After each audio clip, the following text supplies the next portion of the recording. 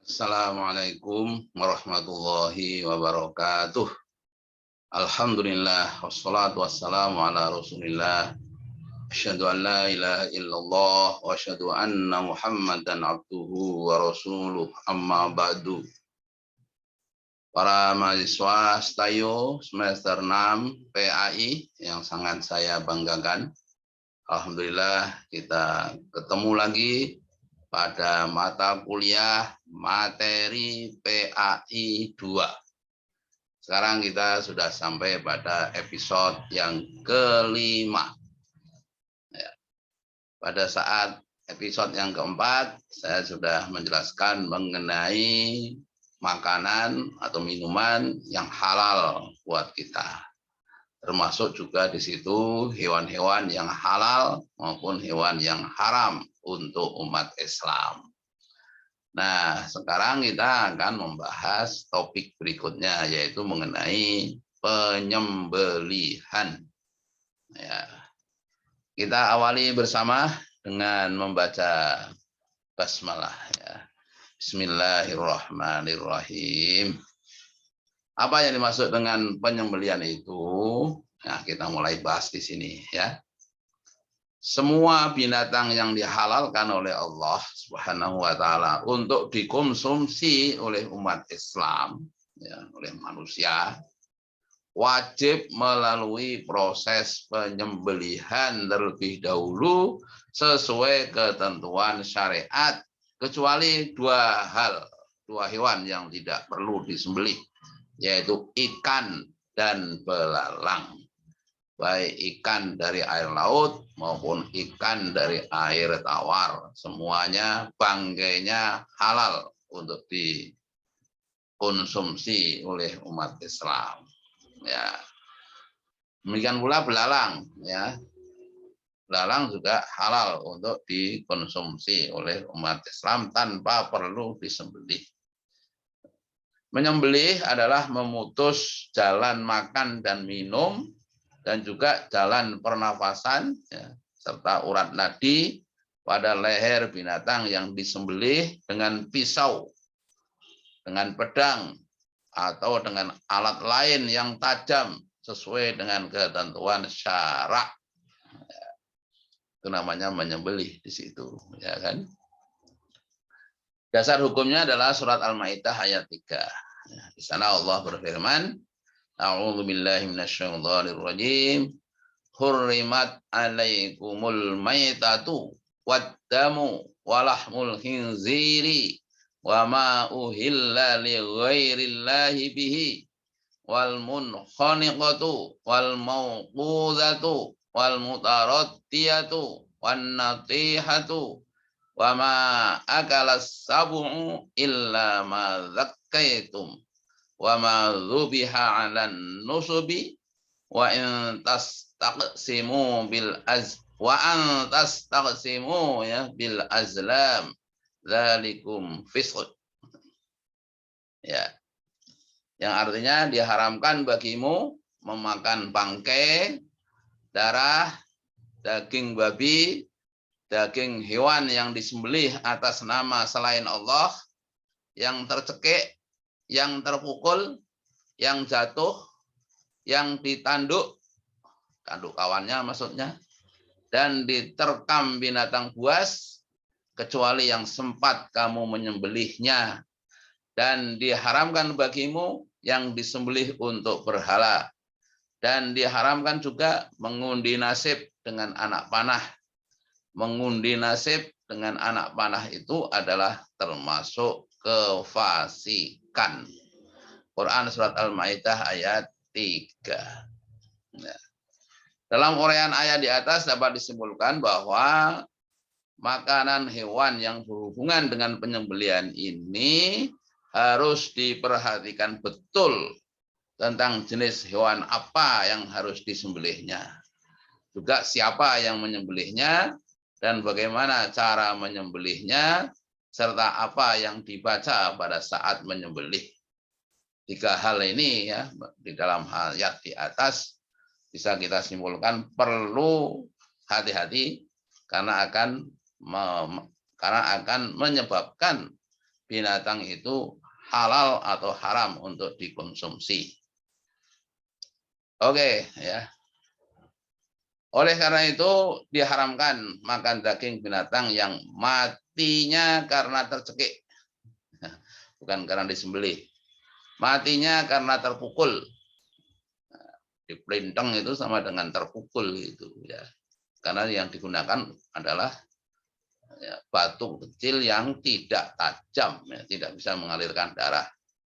Yang mati karena terjatuh, yang mati karena ditanduk oleh kawannya, ya misalnya kambing ditanduk oleh kambing, yang diterkam oleh binatang buas, atau yang disembelih bukan atas nama Allah, atas nama berhala, atas namanya Nyai Roro Kidul, atau atas nama Nyai Blorong, gitu haram untuk dimakan. Walaupun pakai Bismillah, gitu ya, harap maklum ini. Ya. Tapi kan peruntukannya itu sebenarnya sudah jelas. Untuk apa? Untuk sesaji. Jadi makanan yang tidak disembelih menurut ajaran Islam sama dengan bangke. Oleh karena itu haram dimakan. Ya. Rukun penyembelihan itu bisa kita lihat nanti ada 4. Yang namanya rukun adalah ketentuan yang harus dipenuhi dalam melakukan suatu pekerjaan atau suatu ibadah. Bila tidak terpenuhi, maka ibadah atau pekerjaan tersebut dianggap tidak sah. Itu rukun. Ya. Rukun menyembelih binatang sebagai berikut. 1, orang yang menyembelih. Itu nanti juga menentukan halal atau haramnya hewan yang disembelihnya. Lalu hewan yang disembelih. Kalau misalnya yang disembelih itu ular. Ya walaupun pakai basmalah, pakai baca Yasin atau baca apapun itu tetap haram karena hewan yang disembelih bukan hewan yang dihalalkan untuk dikonsumsi. Lalu niat penyembelihannya ya, karena Allah kah atau karena untuk berhala atau karena yang lainnya ya. Alat untuk menyembelih ya, misalnya alat untuk menyembelihnya itu yang tidak diperbolehkan adalah ya menggunakan kuku. Ini dicuak atau apa itu nggak boleh. Oke, ya. Lalu syarat bagi orang yang menyembelih apa? Artinya kalau tidak memenuhi syarat ya jadi tidak sah juga. 1, muslim atau ahli kitab, ya, bukan ahli kita ya. Nah ini tulisannya salah. Muslim atau ahli kitab. Nah, sembelihannya ahli kitab halal buat umat Islam. Yang namanya ahli kitab itu adalah orang Yahudi atau juga orang Nasrani. Kalau sekarang berarti orang Kristen atau orang Katolik. Ya. Walaupun ya tentu kita prioritaskan ya. Kalau misalnya meminta untuk menyembelihkan hewan kita ya carilah yang Muslim. Lalu berakal sehat. Orang gila sembelihannya tidak sah. Mumayyiz artinya sudah sudah bisa membedakan mana yang hak, mana yang baik dan yang buruk ya walaupun masih sifatnya sederhana ya.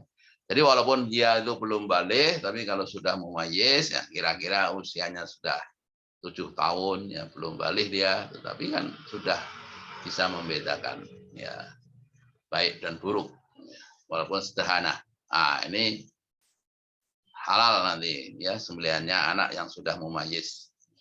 Ibnu Rus dalam kitab Bidayatul Mujtahid menambah dengan 2 syarat lagi, yaitu berjenis kelamin laki-laki. Walaupun ini jadi perdebatan ini ya kan. Apakah wanita boleh menyembelih? Ya. Kalau yang lain, mazhab yang lain seperti Syafi'iyah dan lain-lain itu boleh seorang wanita menyembelih, ya nggak apa-apa. Oke. Lalu tidak menyia-nyiakan sholat. Nah ini. Maka kalau orang Jawa itu mengatakan wong sing nyembelih kuwi sing ora pedot wulune. Wulune itu maksudnya wudunya. Wudunya tidak pedot itu maksudnya ia rajin mengerjakan sholat. Nah, ini jadi perdebatan di sini karena kan orang ahli kitab itu nyatanya juga diperbolehkan ya. Sembelihan ahli kitab itu halal buat umat Islam. Oke. Syarat binatang yang disembelih. Yang pertama, binatang yang akan disembelih masih dalam keadaan hidup. Kalau misalnya ragu-ragu kamu, ini ayam ini sudah mati ataukah masih hidup?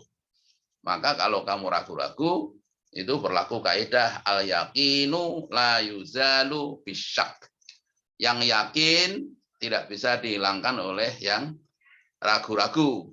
Artinya, kalau ini sudah mati atau masih hidup, berarti yakinnya itu kan hidup dulu. Yang asal kan hidup, ya. Maka dihukumi masih hidup kalau kamu ragu-ragu.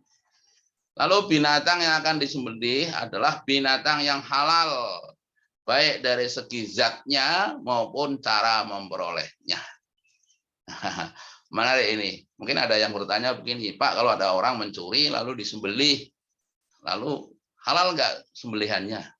Ya, para ulama, ya, jumhur ulama mengatakan halal sembelihannya itu, tetapi maksudnya halal sah, ya, sembelihannya itu sah, namun ya barangnya tetap haram karena itu barang curian.